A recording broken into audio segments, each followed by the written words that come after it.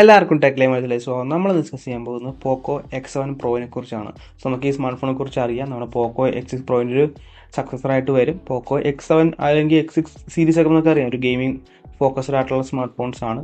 So ഇതിൻ്റെ launch time എന്നൊക്കെ പറഞ്ഞാൽ നമുക്ക് ജനുവരി ലാസ്റ്റ് അല്ലെങ്കിൽ ഫെബ്രുവരി ഫസ്റ്റ് ആ ടൈമിലൊക്കെ ആയിരിക്കും വരാൻ പോകുന്നത്. ഇതിന് കുറച്ച് ലീക്സും കാര്യങ്ങളൊക്കെ നമുക്ക് കിട്ടിയിട്ടുണ്ട്. നമുക്ക് അതിനെക്കുറിച്ച് നോക്കാം. ഫസ്റ്റ് ഓഫ് ഓൾ ഡിസൈൻ്റെ കാര്യം നമ്മൾ നോക്കുവാണെങ്കിൽ നിങ്ങൾ ഈ മേളിൽ കാണുന്ന ഫോണായിരിക്കും. ആ ഡിസൈനാണ് ശരിക്കും വരാൻ പോകുന്നത്. സോ പിന്നെ അതിൻ്റെ ഡയമെൻഷൻസിൻ്റെ കാര്യത്തിലൊന്നും വലിയ ക്ലിയറൻസ് വന്നിട്ടില്ല. ലെതർ ബാക്ക് ആയിരിക്കും വരാൻ പോകുന്നത്. നമുക്ക് ആ പോക്കോടെ ഒരു എന്താ പറയുക, അവരുടെ ഒരു ഡിസൈൻ ഉണ്ടല്ലോ, ബ്ലാക്ക് ആൻഡ് യെല്ലോ കളർ, അത് മിക്കവാറും ലെതർ ബാക്കും ബാക്കിയുള്ള വേരിയൻസ് ഒക്കെ പ്ലാസ്റ്റിക് ബാക്കായിട്ടാണ് വരുന്നത്. പിന്നെ പ്ലാസ്റ്റിക് ഫ്രെയിം IP65 റേറ്റിംഗ് ആയിരിക്കും വരാൻ പോകുന്നത്. സോ ഡിസൈൻ വൈസ് നോക്കുവാണെങ്കിൽ അത്യാവശ്യം കുഴപ്പമൊന്നുമില്ല. നേരത്തെ ഇച്ചിരി വെറൈറ്റിയെ പിടിച്ചിട്ടുണ്ട് ഇപ്രാവശ്യം. ഡിസ്പ്ലേ നമ്മൾ നോക്കുവാണെങ്കിൽ ടിപ്പിക്കൽ റെഡ്മി പോക്കോ ആ സെയിം സൈസും കാര്യങ്ങളും ഡിസ്പ്ലേ ഒക്കെ ആയിട്ടാണ് വരുന്നത്. 6.67 ഇഞ്ചിൻ്റെ ഒരു 1.5K 120 Hz 12-bit AMOLED പാനാണ് വരുന്നത്. 480 Hz ആയിരിക്കും ടച്ച് സാമ്പിളിംഗ് റേറ്റ് വരുന്നത്. 2160 Hz PWM ഡിമ്മിങ് വരുന്നുണ്ട്. 3000 nits ആയിരിക്കും HDR ബ്രൈറ്റ്നസ് വരിക. HDR10+ സപ്പോർട്ട് ചെയ്യുന്നുണ്ട്. ഡോൾബി വിഷൻ സപ്പോർട്ടും വരുന്നുണ്ട്. പിന്നെ in display finger print scanner വരുന്നുണ്ട്. സോ ഡിസ്പ്ലേ കാര്യത്തിൽ ഒരു കുറവും വരുത്തിയിട്ടില്ല. റെഡ്മി ടോപ്പ് നോച്ച് ഡിസ്പ്ലേ തന്നെയാണ് ഇവിടെ ഉപയോഗിച്ചിരിക്കുന്നത്. മൾട്ടിമീഡിയ എക്സ്പീരിയൻസ് ഒക്കെ അടിപൊളിയായിരിക്കും. ഓഡിയോയുടെ കാര്യം നമ്മൾ നോക്കുവാണെങ്കിൽ ഡുവൽ സ്റ്റീരിയോ സ്പീക്കേഴ്സ് ഉണ്ടാവും, ഡോൾബി അറ്റ്മോസും കാണും. ഹെഡ്ഫോൺ ജാക്കിൻ്റെ കാര്യത്തിൽ വലിയൊരു കൺഫർമേഷൻ വന്നിട്ടില്ല. കിട്ടുമോ കിട്ടില്ല എന്നൊരു സംശയമുണ്ട്. കിട്ടിക്കഴിഞ്ഞാൽ നമുക്ക് അടിപൊളിയായിരിക്കും കേട്ടോ. ഗെയിമേഴ്സിന് ശരിക്കും പറഞ്ഞാൽ ഹെഡ്ഫോൺ ജാക്കിൻ്റെ ആവശ്യം വളരെ കൂടുതലാണ്. പിന്നെ പെർഫോമൻസ് നമ്മൾ നോക്കുവാണെങ്കിൽ ഒരു ലേറ്റസ്റ്റ് ആയിട്ടുള്ള മീഡിയടെക്കിൻ്റെ ചിപ്സെറ്റാണ് നമുക്ക് കിട്ടുന്നത്. നമ്മുടെ മീഡിയടെക് ഡയമൻസിറ്റി 8400 ആണ് വരുന്നത്. 4 nanometer TSMC മാനുഫാക്ചറിംഗ് പ്രോസസ്സിലാണ് വരുന്നത്. ഇവിടെ അതിൻ്റെ നേരത്തെ 8000 സീരീസിൽ ഡയമൻസിറ്റി വരുന്നത് 8300 8200 വെച്ച് നോക്കുവാണെങ്കിൽ വളരെ ഡിഫറൻ്റ് ആണ്. ഇപ്രാവശ്യത്തെ ഡിസൈൻ വെച്ച് നോക്കുവാണെങ്കിൽ ഇവിടെ എഫിഷ്യൻസി കോഴ്സേ ഇല്ല, എല്ലാം ഹൈ പെർഫോമൻസ് കോഴ്സാണ്. 3 ക്ലസ്റ്ററിലാണ് വരുന്നത്. നമുക്ക് പ്രൈം കോർ വരുന്നുണ്ട് Cortex A7 5, അത് 3.25 GHz വരുന്നത്. സെക്കൻഡ് ക്ലസ്റ്ററും 3 Cortex A725 തന്നെയാണ് വരുന്നത്, അത് 3 GHz വരുന്നത്. പിന്നെ നാലാമത്തെ ക്ലസ്റ്ററിൽ നോക്കുവാണെങ്കിൽ 4 Cortex A725 തന്നെയാണ് ഇവിടെയും വരുന്നത്, 2.15 GHz. ഇവിടെ നമുക്കൊരു എഫിഷ്യൻസി കോഴ്സ് ഒന്നും വരുന്നില്ല, എല്ലാം ഹൈ പെർഫോമൻസ് കോഴ്സാണ്. നമ്മുടെ മീഡിയടെക് ഡയമൻസിറ്റി 9400 പോലൊക്കെ തന്നെയാണ് ഇതിൻ്റെ ഡിസൈനും വരുന്നത്. സോ പെർഫോമൻസിൽ നിങ്ങൾക്ക് ഒരു കുറവും വരാൻ പോകുന്നില്ല, അടിപൊളി പെർഫോമൻസ് ആയിരിക്കും വരുന്നത്. നമ്മളിത് GPയുടെ കാര്യം നമ്മൾ നോക്കുവാണെങ്കിൽ നമ്മുടെ ഡയമൻസിറ്റി 9400 സെയിം ഗ്രാഫിക്സ് ഡിസൈൻ തന്നെയാണ് ഇവിടെയും വരുന്നത്. ഇമ്മോർട്ടാലെക്സ് G720 MC7 ആണ്. നമുക്ക് അവിടെ കിട്ടിക്കൊണ്ടിരുന്നത് MC12 ആണെങ്കിൽ ഇവിടെ നമുക്ക് MC7 ആണ്. കോഴ്സിൻ്റെ എണ്ണത്തിൽ കുറവ് വന്നിട്ടുണ്ട്. 1.3 GHz റൺ ചെയ്യുന്നത്. സോ അടിപൊളി GPU ആയിരിക്കും. ഇതിൻ്റെ ഒരു എസ്റ്റിമേറ്റഡ് ആൻറ്റിറ്റി സ്കോർ നമ്മൾ നോക്കുവാണെങ്കിൽ ഇതിൻ്റെ കറക്റ്റ് ആൻറ്റിറ്റി സ്കോർ കിട്ടിയിട്ടില്ല. എസ്റ്റിമേറ്റഡ് ആൻറ്റിറ്റി സ്കോർ എല്ലാ വെബ്സൈറ്റിലും പറയുന്നതെന്ന് പറഞ്ഞാൽ 1.8 മില്യൺ ആണ് വരുന്നത്.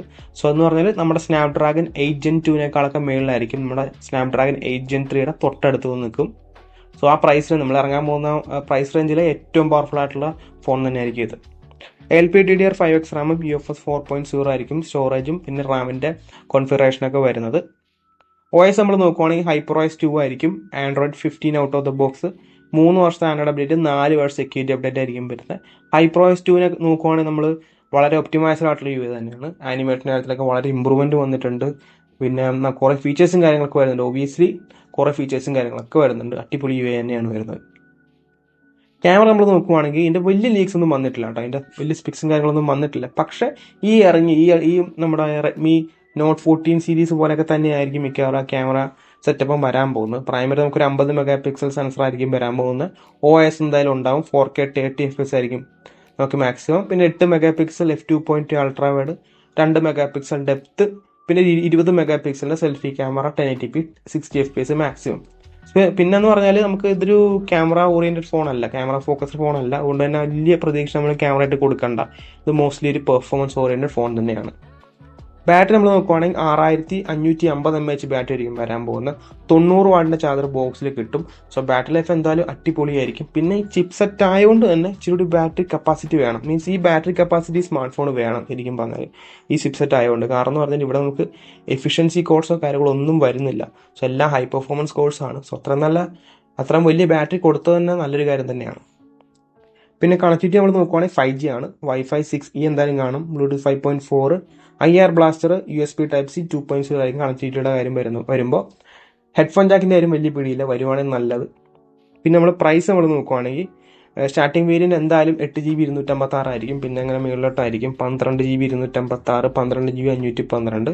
എക്സ്പെക്റ്റഡ് ആ സെയിം പ്രൈസിൽ തന്നെ ആയിരിക്കും, 25,000 ആ റേഞ്ചിൽ തന്നെ ആയിരിക്കും വരാൻ പോകുന്നത്. എന്നാലും നമുക്കൊരു 27,000 പിടിക്കാം, കാരണം പുതിയ ഫോണല്ലേ, കുറച്ച് ഇമ്പ്രൂവ്മെൻറ്റും കാര്യങ്ങളൊക്കെ വന്നിട്ടുണ്ട് X6 Pro ആയിട്ട് കമ്പയർ ചെയ്ത് നോക്കുവാണെങ്കിൽ. സോ 27,000 രൂപ റേഞ്ച് താഴെ ആയിരിക്കും വരാൻ പോകുന്നത്. 27,000 രൂപ താഴെ എനിക്ക് തോന്നുന്നൊരു അത്യാവശ്യം നല്ലൊരു ഫോണായിട്ടാണ് എനിക്ക് തോന്നിയിരിക്കുന്നത്. പെർഫോമൻസ് ഓറിയൻറ്റഡ് ആൾക്കാർക്ക് മാത്രം, കാരണം ഇത് എടുത്തു പറയുന്ന പെർഫോമൻസ് ഫോണാണ്. ക്യാമറയിൽ വലിയ പ്രതീക്ഷയൊന്നും വേണ്ട. നമ്മൾ X6 Pro, X3 Pro ഒക്കെ പോലൊക്കെ തന്നെയാണ് ഈ ഫോണും വരാൻ പോകുന്നത്. മൾട്ടിമീഡിയ എക്സ്പീരിയൻസ് അടിപൊളിയായിരിക്കും, പെർഫോമൻസ് അടിപൊളിയായിരിക്കും, പിന്നെ ബാറ്ററി കപ്പാസിറ്റിയും അത്യാവശ്യം നല്ല തന്നെയായിരിക്കും വരാൻ പോകുന്നത്. സോ ഗെയിമേഴ്സിന് പറ്റിയൊരു ഫോൺ തന്നെയായിരിക്കും ഇത്, കാരണം X6 Pro പോലെയൊക്കെ തന്നെ ഉള്ളൊരു ഫോൺ തന്നെയാണ്. ഗെയിമേഴ്സിന് അടിപൊളി ഫോണായിരിക്കും. ആ പ്രൈസ് റേഞ്ചില്ല, 27,000 ആ താഴെ ഏറ്റവും ഫാസ്റ്റസ്റ്റ് ആയിട്ടുള്ള മോസ്റ്റ് പവർഫുൾ ഫോൺ തന്നെയായിരിക്കും ഇത്.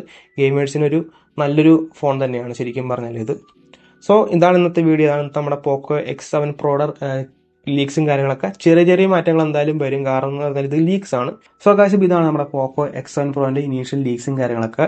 സോ നിങ്ങളുടെ സജഷൻസ് കാര്യങ്ങൾ താഴെ നിന്ന് കമൻറ്റ് ചെയ്യാം. നിങ്ങൾക്ക് ഈ സ്മാർട്ട് ഫോൺ സ്പെക്കൊക്കെ ഇഷ്ടപ്പെട്ടോ, അല്ലെങ്കിൽ നിങ്ങൾ ഈ സ്മാർട്ട് ഫോൺ വേണ്ടി വെയിറ്റ് ചെയ്യുന്നുണ്ടെന്നൊക്കെ താഴെ നിന്ന് കമൻറ്റ് ചെയ്യുക. സോ കാശ് അപ്പോൾ ഇന്നത്തെ വീഡിയോ ഇത്രയുള്ളൂ. ഇന്നത്തെ വീഡിയോ ഇഷ്ടപ്പെട്ടാൽ ലൈക്ക് ചെയ്യുക, സബ്സ്ക്രൈബ് ചെയ്യുക, hit the bell icon. Future നമുക്ക് നെക്സ്റ്റ് വീഡിയോ കാണാം.